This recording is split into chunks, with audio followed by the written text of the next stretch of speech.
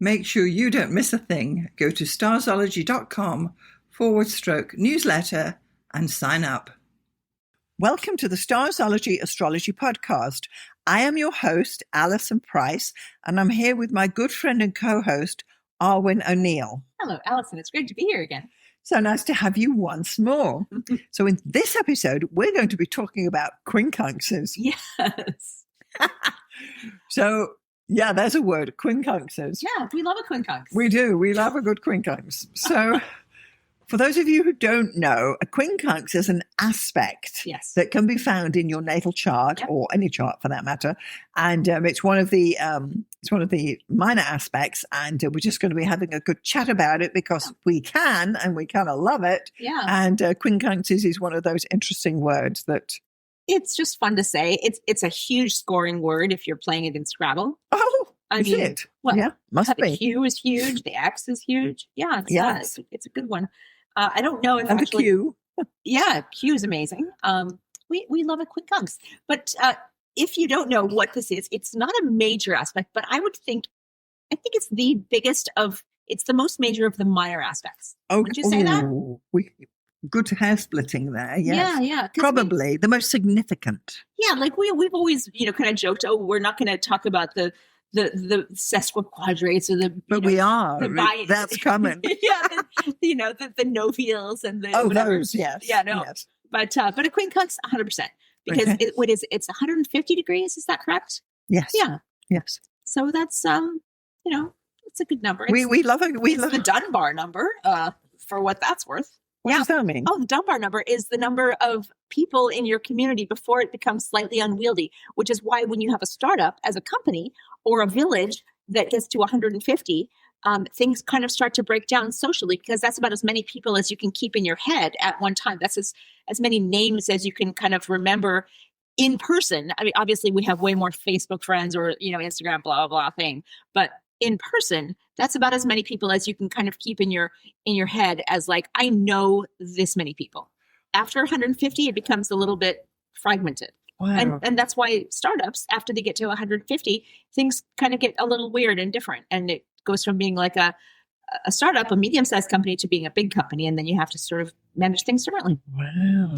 Dunbar number. Yeah. Dunbar, hey? Yeah. That's just we thought it was just a suburb of Vancouver, but apparently not. Nope. It's interesting. So if your social group is a Dunbar number of 150, then I'm probably a semi-square at 30, or whatever it is. Yeah. Interesting. Yeah, I didn't know that. It has nothing to do with quincunxes whatsoever. It's just the same number. But, well, we love patterns, right? We do, exactly. And of course that, let's dig deeper into where quincunxes come from. Right. So what does a quincunx mean?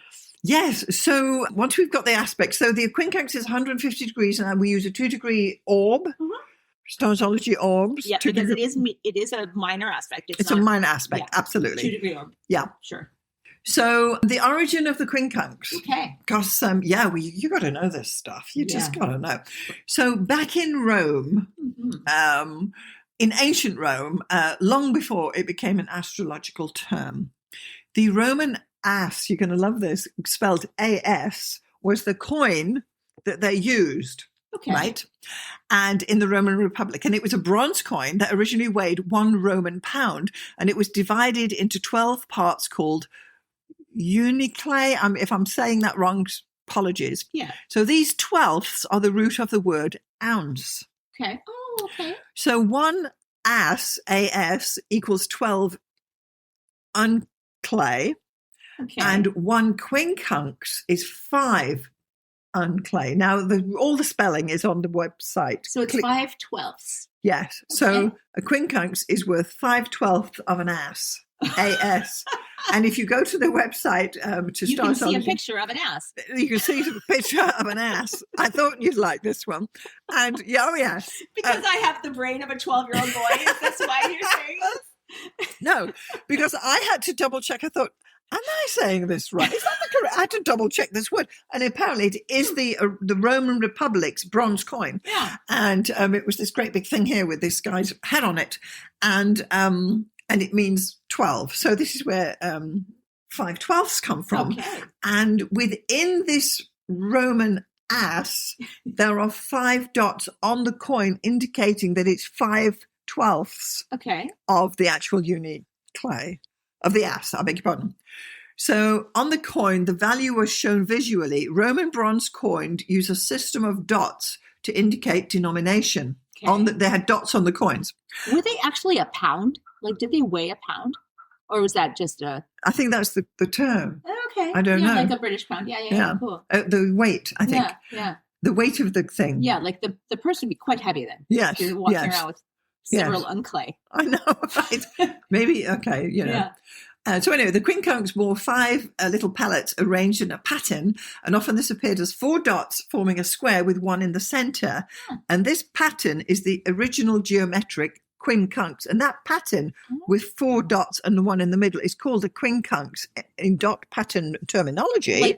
Like literally, if you're looking at the 5 on the dice, that's what that looks like. On the dice. Yeah. So the term became to describe both the coin and the 5 point arrangement of these dots. So when you see dots in that pattern, it's not just 5 dots. It's a quincunx. Let's just get these things right. Right.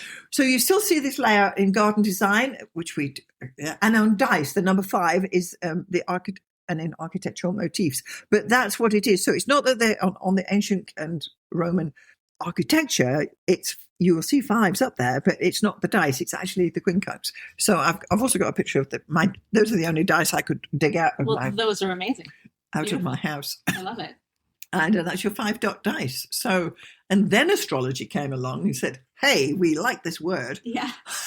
Let's make an aspect of it. Yeah. And so they use it to describe the 150-degree aspect, which is 5/12 of 360 degrees. Yes. This is where it all comes from. So there is a poetic link here. 5/12 of a circle is 150. So the astrological quincunx preserves the mathematical meaning embedded in the ancient coin, the Roman ass. Amazing. So we go from coin pattern glyph. What begins as a practical monetary unit in Rome became a geometric pattern and then an astrological symbol of adjustment, right? Yeah. And I believe that this is a lovely example of how language travels across centuries carrying a structure with it. Absolutely. Because once you start digging into these things as an astrologer, you can't stop. Oh my God. And also as anyone who has like a lot of Virgo in their chart, or even let's say a little bit of Gemini, we love a bit of etymology, not to be confused with entomology, which we don't love. No offense, but yes, words over bugs. Right. We love absolutely words over bugs. Word history. Knees over toes. Yeah. Knees over toes. Exactly. Yeah, I'd love to know where these things come from. That's fascinating. It's great, yeah. So quincunxes are used in astrology. Obviously, you may or may not have them in your chart. And the major pattern it makes generally is the yod. Mm-hmm. I can't recall if we've spoken about yods in the past, but we should definitely, I thought we might have done. Yeah. We need to definitely get it on the list. So anyway. So there's in a yod, there's 2 quincunxes, is that right? 2 quincunxes and a sextile. And a sextile, yeah. So in general, a quincunx is drawn in green. Mm-hmm. Now, the other aspect in the 12th harmonic, which is what we're talking about, is the semi-sextile, and that's where it's upside. It's the other way up, and that is also in green. So these two are like reflections of both, but we're just talking about... So if you picture an A that doesn't have the little cross beam in the middle, it's basically just like a little triangle, but without the bottom thingy. Yeah. And then you have the bottom thingy on top, just sitting there balanced on top. Yes. That's what a quincunx looks like. That is what a quincunx. Like an upside down V with a straight line above it, hovering over the point of the V. Correct. So if you look at your chart and you see that, you're like, oh, I have a quincunx. You do. And this is great. Yeah. And so we had a quick squiz at your chart, didn't we? And we discovered that you actually have 1, 2, 3 quincunxi. Yeah. Or is it quincunxes? No, it's definitely quincunxes. I did check that.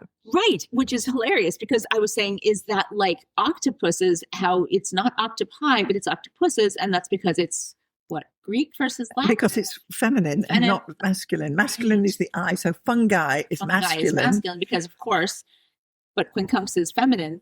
Yes, apparently. Yeah. And octopus is also. I'll take it. I'll take octopuses. Yes. So it's Quincunxes itself was, and it also can be called the inconjunct. Oh, yes. Which is a boring word. It is totally, yeah. And it's not because the conjunction is 0. So why is this an inconjunct? Anything that's not a conjunct. It's not like the opposite of a conjunction. That's exactly. an opposition. Like, it makes no sense. So anything could be not a conjunct, i.e. inconjunct. Exactly. So this is such a stupid word. But quincunx, now we've got some, and if good enough for the Romans. Right. When in Rome, do as the Romans. Yeah, we're not. Okay, now we're just doing Monty Python. Yes. So what does it mean if you have a quincunx in your chart? What is some of the themes? So yeah. So some of the key words is it's the misfit aspect, right? So it's one of the more subtle and uncomfortable connections in astrology. A quincunx forms when two planets are 150 apart. So the signs involved do not share element, mode, or polarity. They've got nothing in common. Interesting. So because of this, the quincunx energy does not easily flow like a trine, and it does not confront like a square. Instead, it creates a feeling of misfit. And I do have a diagram on the blog post where we've got two quincunxes coming from, there's a planet in Aries, and there are two quincunxes, because every sign will have two quincunx signs against it. Right. So for Aries, it's Virgo, which has got nothing to do, because Aries is fire, Virgo is earth. Yeah. This is cardinal, that's mutable. Yeah. And so on. And then the other quincunx from Aries is Scorpio. Again, water, fixed. Yeah. And that is so interesting, because I've always said, as a person who I am a Virgo with Virgo moon, and I've got Scorpio rising, and I've always said Aries is the sign that I understand the least. And I just instinctively feel that way. And I also feel I see what you're weird saying. and out of sorts in Aries time. Like when we get to like the end of March, beginning of April, there's always this weird out of sorts sort of feeling in the air for me. Yeah, because if the sun is over here, quincunxing. The sun is quincunxing my major. Your sun, moon, and your ascendant. Yeah. It's weird. It just feels awkward. Yeah. Huh. So every sign will have two signs quincunx to it, right? And there is a diagram there if it's not clear, because I know we're talking verbally and it's not always quite clear what we're saying. At your chart, or look at the chart. Yeah, go to the blog. Yeah, and it's an aspect of quiet tension. So imagine having to coordinate two people who want completely different things and do not understand each other's priorities. This is the nature of this. Neither is wrong; they're just out of step. Yes. Now, Sue Tompkins, in her book, in her brilliant book called Aspects in Astrology, she says the quincunx aspect is that it's the annoying one. So if you have a bad day and you go to work and you get fired, then on the way, that's the opposition. Then on the way home, you have a car accident, write your car off, that's the square. Eventually you get into your house and the dog needs to go to the vet. That's another square. Yeah. And then finally you turn around and the kitchen tap is dripping. That's the quincunx.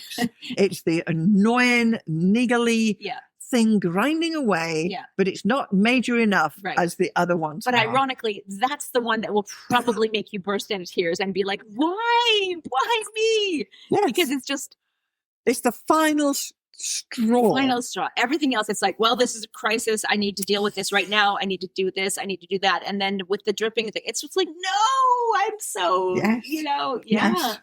Yeah, so it's an aspect of adjustment, and you have to adjust because the two planets that are in quincunx are in signs that do not have anything in common. Yeah. And you're having to adjust. You're saying, okay, say you've got the sun and the moon in quincunx.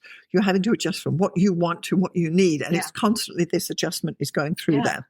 What's fascinating, though, is that since, as you say, every quincunx is connected by a sextile, in theory. So if you have one quincunx in your chart, fine. But if you have two, they may be related by that sextile, creating a yod, which is also known as the finger of God, which is a very powerful aspect. Yes. So if you have a quincunx in your chart, make sure you don't have two, because it could not be a yod. Right. Yes. Which would be actually amazing. Yes. Yes. And you can have two yods laying against each other, which my father actually has, and that's called a double yod key. Ooh. So it's like this double annoyance. Yeah. It's like the misfit who all of a sudden discovers plutonium or whatever. Well, the tap stripping, that is the quincunx.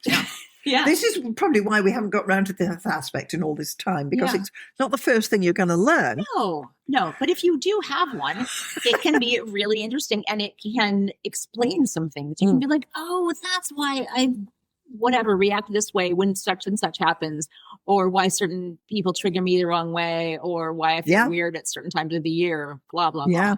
Yeah. Super interesting. Yeah. Totally. Yeah.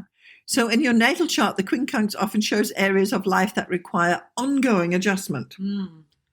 You may feel that you can never quite settle at once and settle things once and for all, and there is a need to adapt, tweak, refine, and compromise. Yeah. Over time, this can build skill and sensitivity, and you learn how to manage complexity. But the point is that say you have your sun in one sign, and this is quincunx, another sign. People with their suns in that sign will be rotating. Right. They'll be dripping tap people in your life. Right.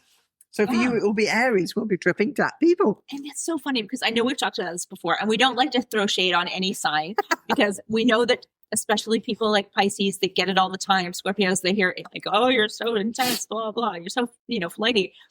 But I know we've talked about this. I literally know one Aries. Great guy, amazing guy, very skeptical. But it's funny because when we talk, we don't really talk about astrology, but when we do talk, it's like he's constantly being challenged by people who are very similar to me. And I'm constantly, kind of like avoiding and or being challenged by people who have this sort of skeptical Aries mindset where like everything is just like, it's black and white. It's like facts, just the facts, ma'am, that kind of thing, which is so anti to my personality. I mean, not that I'm like, woo-woo, faith, whatever, but at the same time, I don't have time for a skeptic. Like, come on. Yeah. Like, how much fun is that to be a skeptic in life? Like, no, please. Yeah. Like, what? There's nothing unexplainable. There's no mysticism. There's no mystery in life. Give me a break. But so from your Virgo sun, it's Aries and it's Aquarius. Well, yeah. I mean, and as we know, my cup runneth over with Aquarius. I mean, my dad, my stepdad. And that's the difference because you grew up with it. I grew up with it. Exactly. My 3 of my best friends when I was in school, like elementary school, were Aquarians. 2 of them I'm still in touch with, which is amazing. Now I'm constantly meeting Aquarians. Aries, not so much. Yeah. But I think that's also got to do with the journey of the zodiac, because it is sort of a progressive thing. Yes. And Aries is like they're not that tolerant, right? Yes, like if something doesn't jive with their like worldview, it's like, meh, no, Yeah. And you get all the way to Aquarius and they're like, I'll allow it. I don't know if I believe it, but I'll allow it. It's a little more leeway when it comes to Aquarius. Yes, this is Aries. This is it. But there's a frustration there. Right. Yeah. It's there's a bit of friction. There's a bit of, I don't understand you, but yes. It's interesting. It really is. So, and that's just coming from the Virgo perspective, right? Yes. You don't even have a quincunx to yourself. Yeah, exactly. Whatever sign you are as a person, or whatever planets you have, wherever those quincunxes are, those are the people or the, the planets that you will have that feeling about, that feeling like where you're like, I don't know how to relate to this person. That's right. It's very interesting. Yeah. And we had a quick look at your chart, didn't we, just before we started?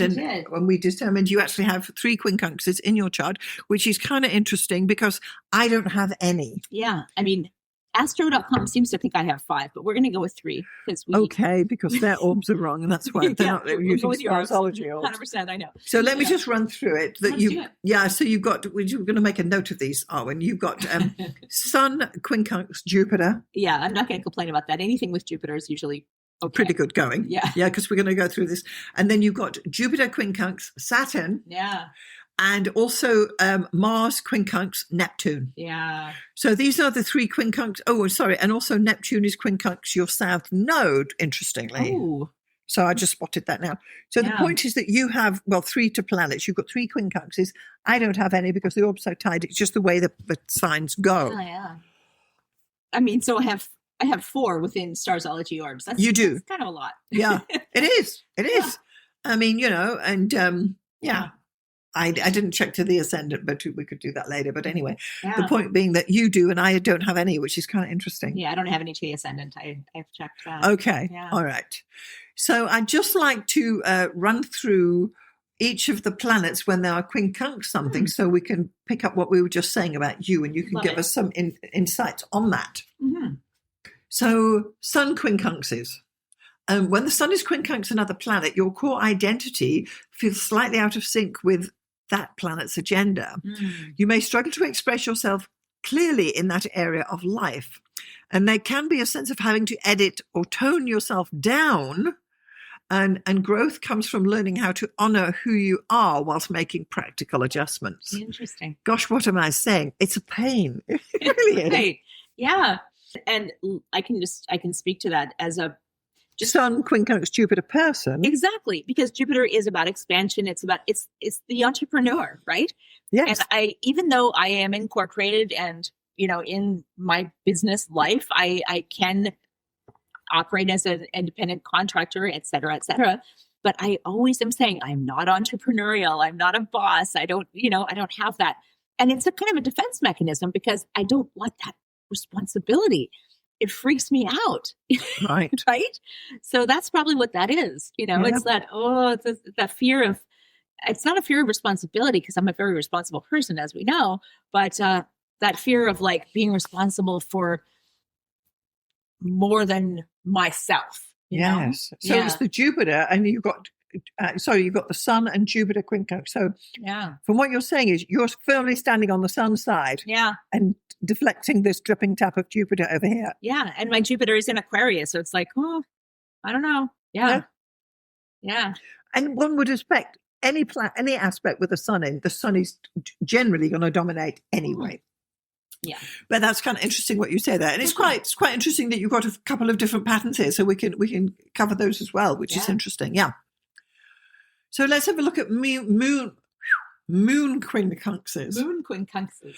When the moon is involved, emotional needs and habits do not quite mesh with the other planet's function. Yeah. You may feel unsettled or easily irritated without knowing why. Yeah. Emotional awareness is key. Small shifts in routine or expectations can bring relief. Yeah. Now, of course, you have to realize wherever your moon is, you've got quincunx signs to that. Right. But that's just the moon one. So you don't have any moon quincunxes. So no, I personally don't. But that would be. Obviously, people do. People do. And that would be that feels. Yeah. Yeah. I know. Yeah. But wherever your moon is in your chart, you will have two signs quincunx to your moon. Right. And people who have their sun there, that's going to be the impression you get. So make sure to note where those are. So because you've got the moon also in Virgo, you've got the exact same problem. Yeah, exactly. It's like a double whammy. Yeah. Go down as Aries. Go down. We're going down. Yeah. At least you know what you get with me. It's like, once you pass my Scorpio rising, it's all Virgo. It's all Virgo. And it is. It's Virgo all the way down. It absolutely is. It absolutely is. Yeah. Very interesting. Yeah. Okay, so let's have a look at Mercury quincunx, anything. Yeah. So also you don't have any of these. However, a quincunx to Mercury can show mental tension. Thoughts and communication patterns may not align with what the other planet wants. You may overthink or struggle to explain yourself, and clarity improves when you slow down and translate between the two drives. Yeah. So Mercury is what you think about and talk about, understand, and can verbalize back. Yeah. And if you have a planet that is quincunx in your Mercury, it will influence that so that you're second guessing yourself, you're having to fact check, and therefore you don't speak, or it could hook into a speech impediment as well. Right. So if you have any learning disabilities or speech difficulties or stage fright or fear of public speaking, which we all have to some degree, but yeah, all of those things, look in your chart, see if there's anything that's afflicting Mercury. It's not an easy thing because whatever that other planet is the nature of what the issue is. And it's in your chart, so it will always be there, and you just have to find ways around it. Yeah. And frequently there will be a way around it. Like this is something that we haven't gotten into yet, but if you have a quincunx to a planet, or obviously it'll be two planets, quincunx, or say to Mercury. Yeah, there will be other planets that are aspecting in a positive way. So maybe you have, Mercury that's afflicted by a quincunx to, let's say, Saturn. Yes. But then maybe it's trining Jupiter. So you will lean into that Jupiter side, and that might ameliorate the quincunx. Yeah. $5 word. Definitely. We love it. We love it. We love it. So where's your Mercury? My Mercury is in Virgo. In the 10th here we house. go again. Go Aries. It's not your night. Yeah, exactly. Yeah. It's not in orb of the, well, actually it is. No, but it's to the sign, you see. Yeah, Virgo it's not to the within sign. 2 degrees. No, Thank goodness. But if your Mercury and Sun and Moon are all in Virgo, you've got a triple hit on those 2 signs. Yeah. Aries and Aquarius, what we said. Yeah. Yeah. So that's interesting. But with Mercury, because it can be influenced that, it can show double guessing yourself and what you're thinking and understanding. And if the other planet is stronger and maybe influencing that Mercury, that planet could change your mind.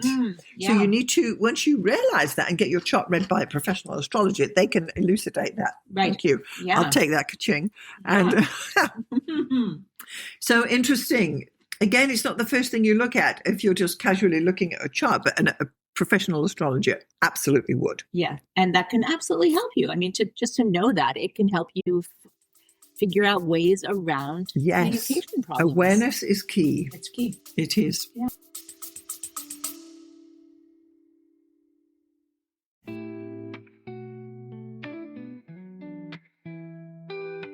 This episode is brought to you by New Moon Wishing, a self-care guidebook for wishful thinkers.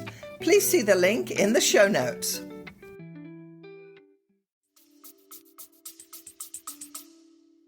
All right, so let's have a look at some Venus quincunxes. Okay. When Venus is quincunx another planet, love, money, or values feel slightly mismatched with that other planet's energy. Relationships can require steady compromise. Financial decisions may need refinement, and the lesson is about adjusting desires so they remain realistic and kind. Yeah. So if you have your Venus is quincunx something difficult, it's going to be difficult for love and money. Yeah. Yeah. And even those old things, love and money. Yeah, I know, that old soldier. Yeah. So wherever, and also if you don't have a quincunx to Venus, whatever sign your Venus is in, it's quincunxing 2 other signs. Right. And people with their sun in those signs will trigger this in you. Or their Venus, or their Mars, or their whatever. Yeah. Yeah. So what sign's your Venus in? Libra. Okay, so then we've got a different story going on. So we're looking at what? Pisces and Taurus. Yeah. I would never date a Pisces or a Taurus. No offense to any of them, but no. Well, friends, friends don't for sure. This is the thing. This really is the thing. Not since high school. I did date. It's just so difficult. Quincunxes are difficult to deal with. It's that dripping tap. You think, I'll get to that problem in a moment, but it's still a problem in your mind. Yeah. It's not an easy thing at all. No. So Mars quincunxes. Yeah. So here you have one. You've got Mars quincunx Neptune. Yeah. So a quincunx to Mars suggests misdirected energy at times. Action may feel awkward or poorly timed. You might push when patience is needing or hesitate when action is required. Mastery comes from pacing yourself and choosing your battles carefully. Yeah. Now, I know you are a dancer. I am, yeah. Well, yeah. And one could assume that, my best. That your practice, your recital, what's it called when you practice your rehearsals must be. I hate rehearsing. I hate it. Yeah. Just want to do it right the first time. You don't like getting it wrong. I don't. Yeah, rehearsing is hard for me. They're moving left and you're waving right. And it happens. And then I look at the video again and again and I'm like, why did I do that? Why can't I get the right timing? Because Neptune is the dance and the music, and Mars is how are you stepping with it? Yeah, yeah. And it's always just going to be a tiny bit off. You've just got to get it right. And it's like, oh, thank God I got it right. Thank God they videotaped that version, not the one before. Yeah, but it's got to be practiced because. Yeah. And because it's interesting because it's Neptune, because we know you're a dancer and do that sort of thing, or a musician perhaps if you were a musician. Yeah. But even perhaps when you are lifting Yeah. You need to make sure that the music you're listening to supports what you're doing. I always listen to podcasts, never music when I'm working out. Really? Always, yeah. I know that sounds so funny. My friend is just, she switched headphones with me one time. It's like, what are you listening to? And I was listening to Joe Rogan or something. No, it was an audiobook. Well, I mean, close. It was an audiobook about the Nazis and the drugs that they used to use to, like, get all their troops in a line, and how they were like all basically on meth. And she listened to it for like 5 seconds and was like, what this is so boring. She's listening to some, EDM, like, wow, music. I'm like, yeah, okay. Well, I would suggest if you were asking me, I would suggest get some whale music going or something like that, because that Neptune can then support the Mars as you're lifting. That's just a thought. Yeah. Yeah. I'll take that. Interesting. Yes, you see right there. Right. So Mars is dominant in that quincunx, which is fun. Yeah. So now let's move on to Jupiter quincunxes. And we did say that you have Jupiter quincunx the Sun. And also Jupiter is quincunx Saturn. Yeah. Interesting. Yeah. So when Jupiter forms a quincunx, optimism and growth can be slightly out of proportion. There may be overreach or misplaced faith. Adjusting expectations help. Expansion works best when it is grounded and measured. I would guess that you don't expect good things mostly. You just... I do go on faith, but I don't put my faith in other people aside from my partner. I don't. So it's Jupiter and the Sun? Yeah, you got faith in yourself, or not always? I do have faith in myself, because that's, as an only child, as a, person who did not grow up with a lot of money, as someone who, kind of worked my way through college, blah, blah, blah. And I've worked my way up. You did it yourself. Yeah. I've done it all myself. I've never gotten a job through personal connections or anything like that. It's always been me. And I don't have anyone to blame but myself. And I can also, you know what I mean? Ooh. I only have myself to thank. To blame. Well, and my partner, I obviously put a great deal of faith in him as far as, every kind of, does our taxes now. We also have an accountant, thank goodness, but yikes, because I can't be bothered it's just terrifying to think about, doing corporate taxes and whatnot. Yeah. But so you got Jupiter, Sun, and Jupiter, Saturn. Of course, the Sun and Saturn combined is the father. I don't know if you want to talk about that. I grew up in a family of divorce. My parents divorced when I was 5, and my father did not live with us, so I visited twice a year. He's an absolutely wonderful man, but he didn't raise me, and now we're super good friends. But it's not. He wasn't the influential parent in that sense. It required adjustment. Yeah, and we've become friends over time. We've become really good friends as adults. Now that he's not responsible for. As your son has grown into Arwynne's identity. Yeah. And it's super interesting because Saturn and Jupiter are kind of they're the opposites in the near solar system, right? They're like the father and I think the father and the stepfather almost, because they're both masculine, for sure, right? It's like the put on a sweater versus, I'll turn the heat up for you. It's like the supportive, I'll give you everything father versus the, you need to learn, walk it off, like a tough love kind of dad, and to have those in quincunx is very interesting. So, insights, clearly you can give it a lot more thought. Yeah. But it's definitely there. So that's kind of interesting as well. For sure. Yeah. It's always interesting to note those weird relationships in your own chart. Anything that you notice where it's like, oh, this is in conflict. How does this play out in my life? Who do I cast in these roles, right? Yes. Who do I put into the role of who's dominant in this? Exactly. Who always wins out between those two forces when there's opposites? When it's like Mars and Neptune, or Jupiter and Saturn, or the Sun and Saturn. Yeah. It's like who's always on top. It's and you will cast somebody else. It's like that projection thing, that Freudian projection, right? You're always going to cast somebody else, and especially if you have oppositions, it's like, oh, it's always my dad, or it's always my boss, or it's always my brother, or someone, right? They're always the enemy. Yeah, interesting. Yeah, wow. So then we get on to Saturn quincunxes. Yeah. Now, clearly, we've just spoken about this, but now we're looking at it from the Saturn point of view. You've got Saturn, Quincunx, Jupiter. And so when Saturn is involved, duty and discipline may conflict quietly with the other planet's needs. Yeah. You may feel blocked or burdened. The answer is not rigidity, but steady refinement.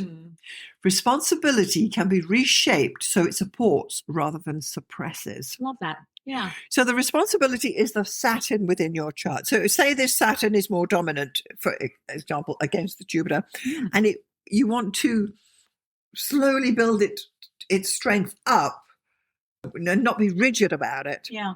Because you have to give that other planet a chance. Yeah. That Jupiter.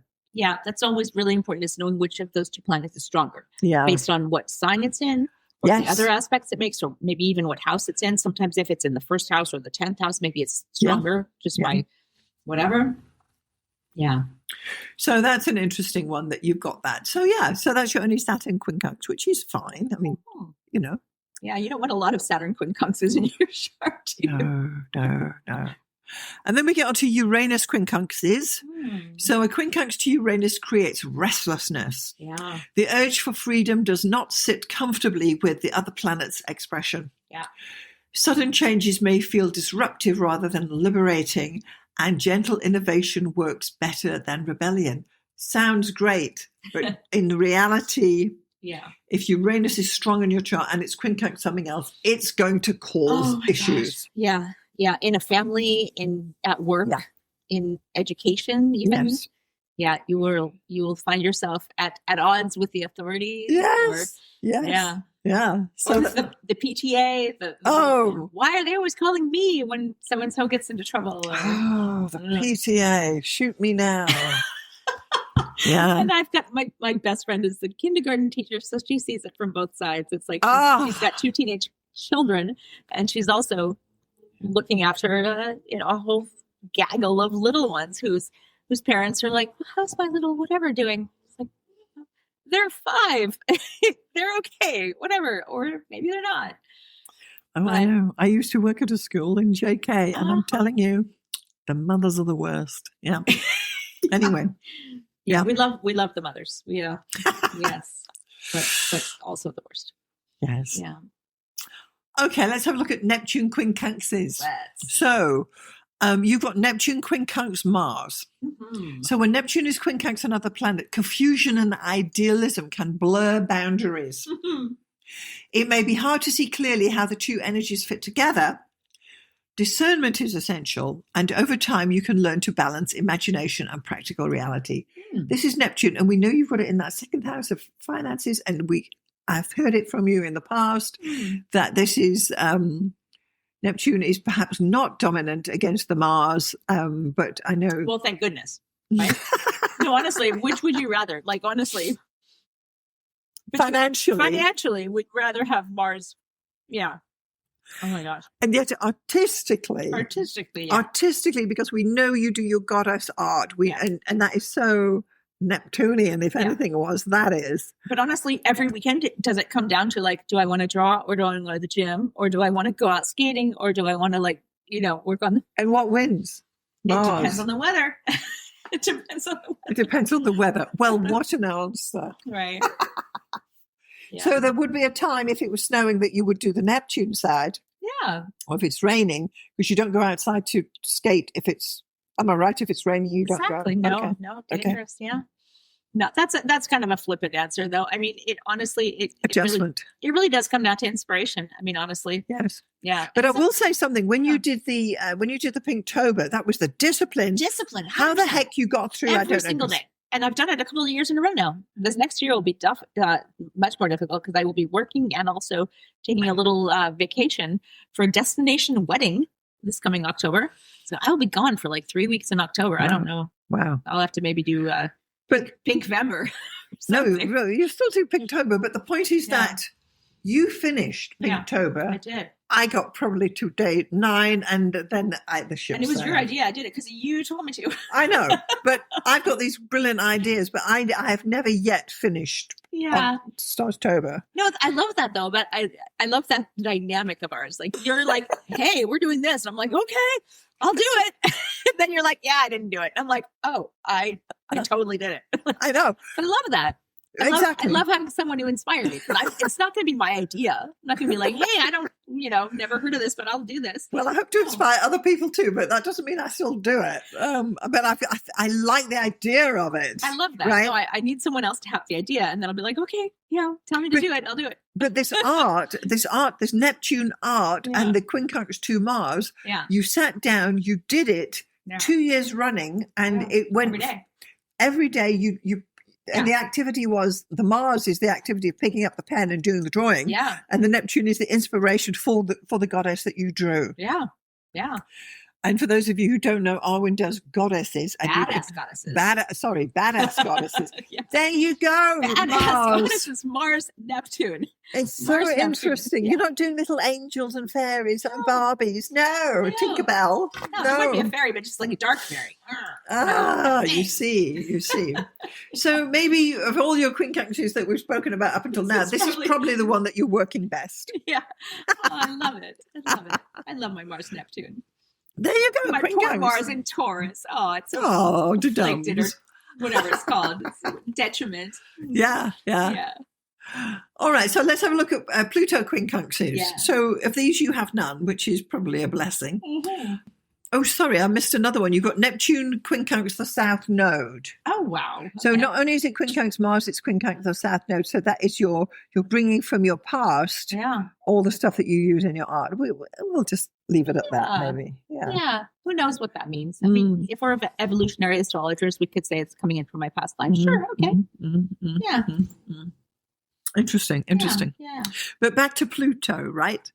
So a Quincunx to Pluto brings deep undercurrents, power control or transformation themes operate subtly. Yeah. You may sense pressure without obvious cause. Yeah. Adjustment requires honest self-examination. And when handled consciously, this aspect can produce profound inner growth. Interesting. So this is maybe the person who walks into an environment at work and can immediately see all the power dynamics and all the people who don't get along and who's vying for this or that thing. And it's just very visible to them. And it's not an opposition. So it's not you. Yeah. You're not feeling oppressed, but you're kind of just a step away from it. And you can see it all kind of like zigzagging around. And you're like, maybe you can take advantage of it. Maybe you just That's why they're checking. No one to step back and avoid it. Yeah. Yes. So again, if you, whatever sign your Pluto's in. Right. I mean, mine is in Libra. Okay. Yeah. So again, you've got, you've got Taurus and Pisces. Yeah. So, it's, that's generational. But the point is that if you do have Quincunxes there, Pluto's got a lot to say behind the scenes. And this is probably. And this is where the orbs are super important because everyone who was born in a 12-year period there or 14, whatever, has Pluto in Libra. Or, right. If you have Pluto in Taurus, there's like 30 years there. Yes. So obviously, if you have a Quincunx to Pluto, there's a lot of people who will have the same. On. Yeah. But that's why the orbs are super important. Less than 2 degrees, you're like, well, okay, that's worth looking at. Yes, definitely. And of course, if you've got Pluto in a yod and it's the focal planet of the yod, you've got two coming in. Yeah. You've got two lots of adjustment going on. Yes. And these are the undercurrents of the chart. Yeah. So even though you live and die on your squares and your crosses, underneath that dripping tap is the reality of your life. You've got the damn dripping tap. But I actually have one. But I don't. No, but it's so interesting because those aspects that are kind of like not symmetrical, like not the square, not the opposition, not the conjunction, but the ones that are kind of asymmetrical, those are the ones that create like a bit of friction, but they can be like a way to sort of, they can be from friction to leverage. You know what I'm saying? Like you can kind of use them to be like, oh, okay, wait a minute. I have this insight that other people aren't seeing. And especially since we're talking about Pluto, you may have insights into power dynamics that other people just simply don't notice. Yes. And you can use that. To your advantage. Because that is Pluto all the way. Yeah. All the way. Yeah. Yeah. So it's not just about irritating dripping tap. It can be that, but it can also be the thing that irritates you, and therefore you take action. Yes, other people aren't irritated by it, but if you are, you can be like, "Wait a minute, this needs to be fixed." Because someone's got to die. You, something has to be done. Yeah, yeah. Yeah. Or you just, wear your headphones and hope to ignore it. Yeah. So, in general, in all cases, the quincunx is not about dramatic conflict. No, it's about steady, mindful correction. It refines rather than explodes. Yeah. It teaches you how to live with complexity and to make thoughtful changes as life unfolds, if you know you have them. And you'll only know if you do your chart or you consult an astrologer. Yeah. And a couple of astrologers. You do, absolutely. You do, yeah. And as I say, I don't have any, but they are alive and kicking everywhere you look. Mm-hmm. So it's a very interesting, and that's why it deserved its very own episode, because Quincunxes, which we love to say, is one of those aspects that once you get the hang of it, you can't stop spotting them. Yes, exactly. It's just like a certain type of car. Oh, I've noticed the new Volkswagen, blah, blah, blah. Yes. Yeah. Oh, it's a Quincunx. There it is. There it is. They should name a car a Quincunx instead of a Saturn. That more people will buy it. Yes, you heard it here first. Okay, so we have been talking about the aspect of the quincunx. We've been talking about quincunxes, not quincunx eyes. No, never quincunx eyes. And we've gone through what it is, how to find it within your chart, the fact that it's always generally in green, And we've spoken about each of the planets when quincunx to another planet within your chart. We've also mentioned that wherever your sun is, it will quincunx 2 signs, and people with their suns in those signs will be quincunx yours. So you need to watch out for that sort of thing as well. Yeah. If you have found value in this episode, please do consider sharing it with anybody who would be interested. Make sure to give us a like and subscribe. Yes. Give us a 5-star review.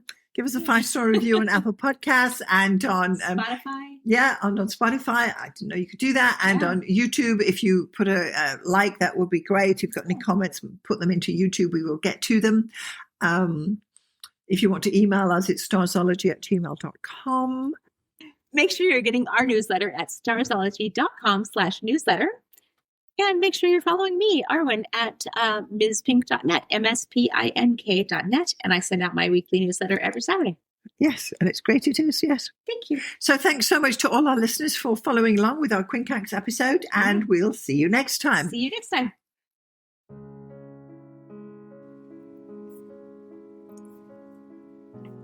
Thanks so much for getting this far through the episode. I just want to take a moment to tell you about the 2 main options of my astrology services. So the first one is coaching. If you are an aspiring astrologer, and by that I mean someone who's perhaps a hobbyist astrologer or someone who's learning astrology or a student, or you've got a few books and you've been doing it for a while, but perhaps you need a little bit of help to bring it all together, then maybe getting some astrological coaching from me would be the answer for you. The astrology coaching I offer is a 1-hour session on Zoom, and it's tailored to answer your particular questions. For example, if you have issues with natal chart readings, we can go there. Or if you're having problems working with your forecasting, we can go there. Or even basic astrology stuff, or even getting yourself organized for your astrology business. The idea is that astrological coaching will answer your particular questions. It's tailored specifically to you and where you are in your astrological journey. And I'm happy to help you out with some guidance about how you can get going, what to focus on, and what to dismiss. So that would be the astrological coaching for people trying to learn astrology. The second astrological service I offer is consultations. So this is for someone who perhaps doesn't know anything about astrology, but they just want to have their chart read or get their chart done. Call it what you will. So once more, this is a 1-hour consultation over Zoom. I will interpret your chart, tell you about the main features, tell you about where the energy is flowing, and all the rest of what is entailed in a thorough natal chart interpretation. I can also add in some forecasting in there too, bearing in mind we only have 1 hour. So just in summary, I've got coaching for people who want to learn astrology, and I've got consultations for those who want to get an astrology reading done. I'm Alison Price from Starzology.com. Thank you so much for listening. We'll see you next time.